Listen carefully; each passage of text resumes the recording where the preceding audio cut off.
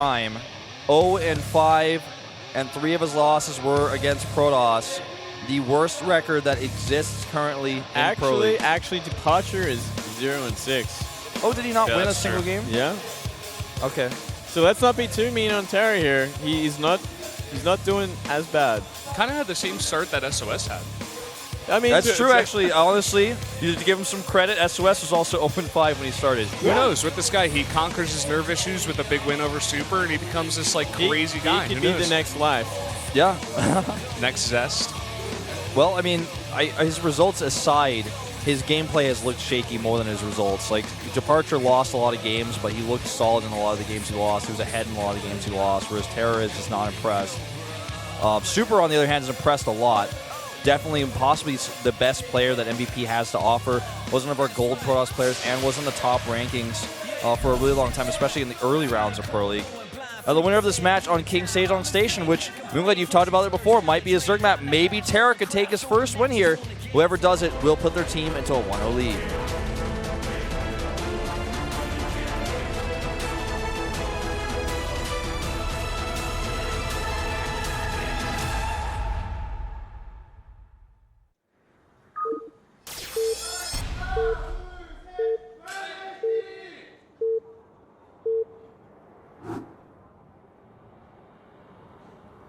LTA는 SK텔레콤.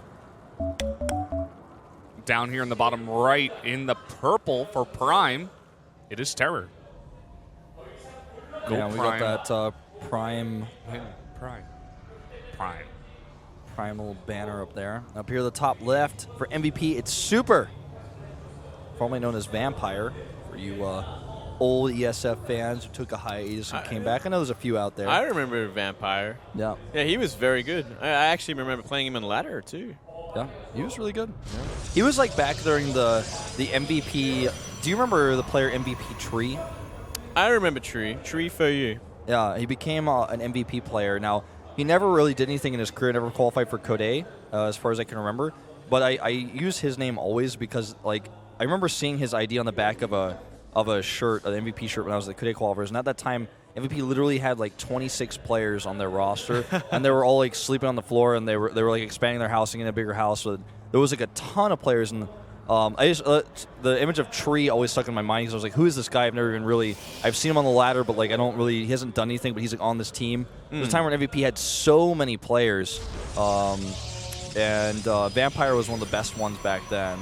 Oh yeah, he was a very strong Protoss player back then.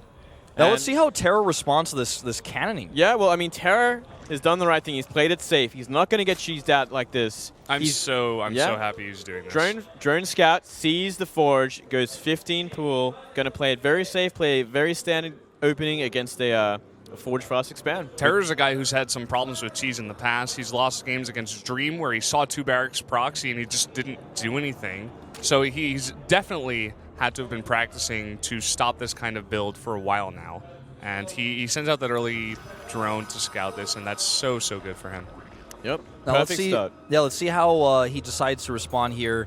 Not he, but how Super, sorry, I got the names mixed up there for a second. How Super decides to go with this. It looks like he's going to drop a Nexus. Not going to still cannon. We've seen players like SOS sometimes be like, oh, Forge first, whatever, I'll still cannon you. Yeah. And try to make it work.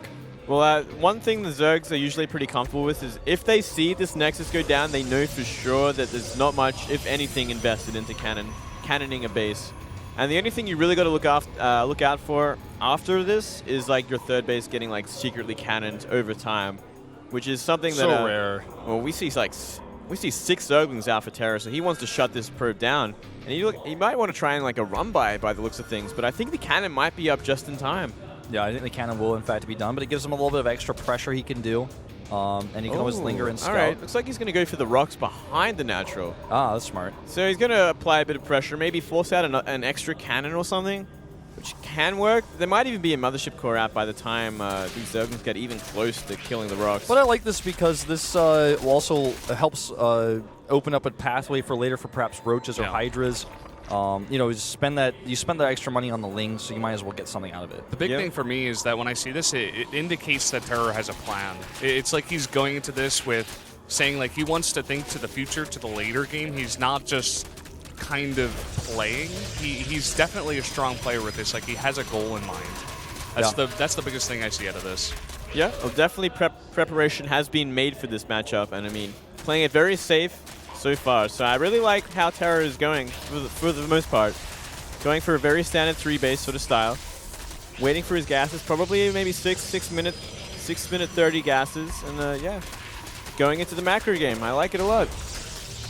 Well, Stargate is the tech of choice here for Super, and it does force that extra cannon, like you were talking about. And you know, the rocks are actually getting pretty low. Getting pretty low, but I think the cannon will finish just in time. Yeah, I mean, I don't think it's going to finish, but I mean, it's so close to where, like, those run-bys we talked about later, definitely absolutely going to probably come into play. Yeah, definitely see some definitely, absolutely, probably. Definitely, maybe, kind of. Could, maybe, sort of. 100%. Yeah, and the Zogans get away in time. So, you know, nice little bit of pressure there, forcing out a cannon, forcing out a pylon there.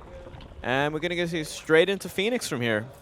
And no mistakes out of Terrace thus far. You know, we've seen oftentimes he just ends up losing out to tempo play, either barracks pressure or some sort of early attack that comes his way, where he starts to fall behind. But in this game, like, that just really hasn't occurred. So we're going to see the real big test is the first Phoenixes that come across the map. How well does he respond to those? How careful and calm is he when he's losing overlords? He's got to get those spore crawlers up. I'm really excited about this because if Terror actually really has evolved, that's another player they can add to their depth that Prime has. Yeah, definitely. I'm really hoping he plays well here. And so far, he's trying to move this Overlord out of position. He is going to lose the second one, unfortunately. Always, yeah, those two Overlords that are out in the map are, like, pretty much guaranteed to die if there's any sort of Stargate. So it's like a, it's a risk, but it's like it's very valuable to get that scouting off. You really need to know what kind of tech's coming. And I don't think he got to see the Robotech. Judging by, no, he didn't get to see it with that Overlord. Maybe it would have been better for him if he went into the main base, kind of let it just die there instead of, like, out in the middle of nowhere. Would have got some more vision off. I'm feeling a sentry drop, actually, with the Phoenix opening into Robo like this. 3 gates going up. I think it's going to be a sentry drop. There's a Warp Prism. Could definitely be a sentry drop. It could be kind of like a 4-gate sort of... Zealot, too, yeah. Oh, yeah, we see a Warp Prism, so it could very well be a sentry drop. And starts there's a the Robo Bay. Bay behind it. Yeah. Interesting. Maybe this is just, you know, the early thing. He's not hoping to kill Terror with this, but he's setting up for later when he wants to get the well, I mean, Colossi out. could be like sentry kind of harassment into Colossus, like 2-base timing, maybe? Because we see no sort of movement towards the 3rd base just yet.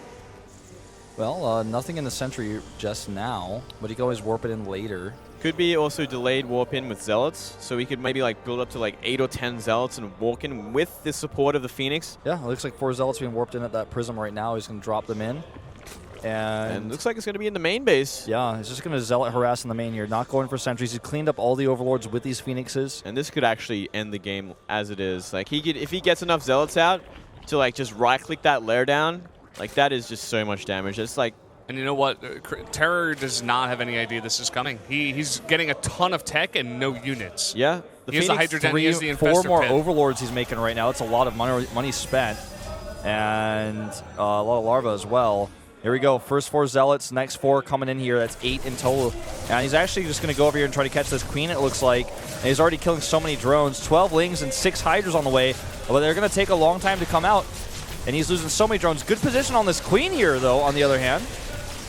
If he gets this last Spore Crawler down, then the Phoenix own the main base, essentially. Yeah, they're going to kill every Hydra that pops out that comes nearby here as well. Every Hydra, every Overlord, every Queen, and there's just nothing they can do. Look at all those Overlords. They're basically forfeit. I mean, he's got a lot of Hydras here, but good pickups. Take out 2 right away. There's only 3 more. Another one goes down. There's 4, 5. And no more Hydras. No more Hydras. No more Queens after that Queen dies. And you're going to pick off a Roach here.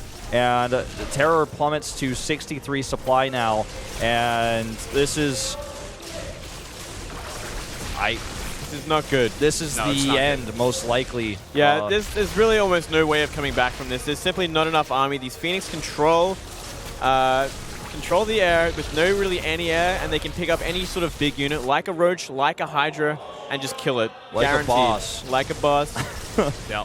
I mean, let's be frank here. Like, he's struggling to defend against the Warp Prism in his main base, where there are Colossi and Void Rays back at home on a 3-base economy. So, I mean, even if he survives here, which it looks like he eventually will, the bigger problem is what happens next. And, bad rally. Yeah, that's unfortunate, but He's going to lose the obs, too, funny as it is.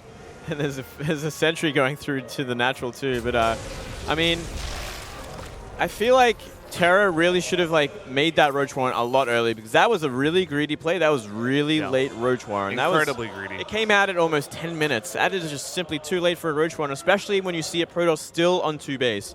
Something's obviously coming, whether it be a Warp Prism drop, an Immortal in, Blink Stalker all in, anything. It could happen, and you can use Roaches against it. So I feel it was definitely a misplay, just not getting Roach Warren in time. Yeah, I mean, he played a bit too greedy. It sucks for him that he lost his Overlord and that he wasn't able to scout the Robotech. If he saw the Robotech, I think we would have probably seen a little bit more safety, or even the gateways, you know, either way. He's lost so many Overlords, that's all of his minerals going down the drain. He's down to 48 Harvesters as well. 3 base economy versus 3 base economy with a better saturation for the Protoss. That's pretty much the game's already signed away. I mean, he's making a 4th. I guess it's just finished now. But he hasn't saturated it. He doesn't have drones to saturate it with. He's also trying to get a hive out, and I don't. So he's like going back to his old game plan, and maybe it was going to be like Swarm Host, maybe it was going to be Roach Hydra with Viper. But I mean, either way, the timing has passed. There's already the counter to Swarm Host at the very least, with 4 Colossus on the map plus 3 Void Rays. So I mean, 6 gates, and he's with +2 going to be able to walk across. I mean, yeah. The Vipers are cool, but they're expensive. That's all of his gas money. And with barely anything to support them on the ground, the Phoenixes are just going to hunt those guys. Yeah, exactly. It feels like, it's like Terra's going for like one last attack. He's not investing in drones whatsoever. He's making army units. He's making Roaches. He's making Zerglings. Hydra speed. Hydra speed. I mean, like, he's going for like this one last like glorious attack where he's like down 30 supply, and there's already like the perfect counter to kind of deal with Hydra Roach, which is Colossus. So it's gonna be kind of a sad ending, I feel. But maybe he can make something happen. Maybe he can do like the perfect Abducts and Blinding Cloud, so like nothing attacks him whatsoever. Maybe we find out like Terror has the best Viper control in the world Maybe. like today. Maybe. But This is the big secret about Terror. The reason they keep sending him out is his Viper control. I think Definitely. if you pressed a button and like blew up all the Colossi, even, like, it would still be a hard game for him to win.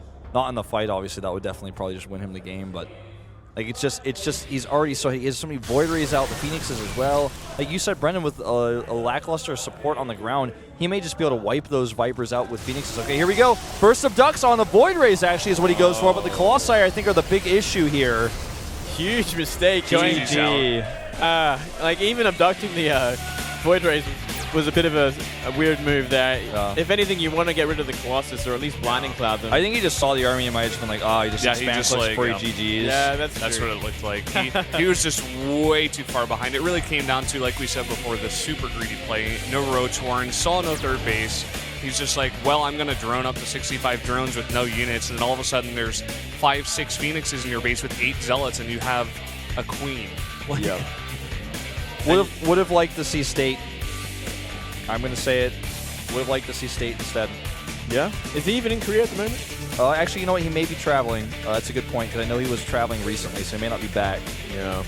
That's something that could be factored into this. Departure, it doesn't have the best record either, but he looks better in his games, right? This is a game where you look at Terra and you say, like, that was really unfortunate you didn't scout this happening, but super greedy. And it's these games where you see him just get bowled over like a strike on a set of bowling pins. Like, it's just, there's nothing left standing after the initial pressure. It's not supposed to be like that effective. Yeah, I feel like almost at this point, given Prime's state here, Pro League as the last team and barely any chance to get into playoffs, they may just be trying to bring up their lower guys, the guys that have a lot of trouble being in the booth and have for nerve next issues. season. They're just like, we want to give this guy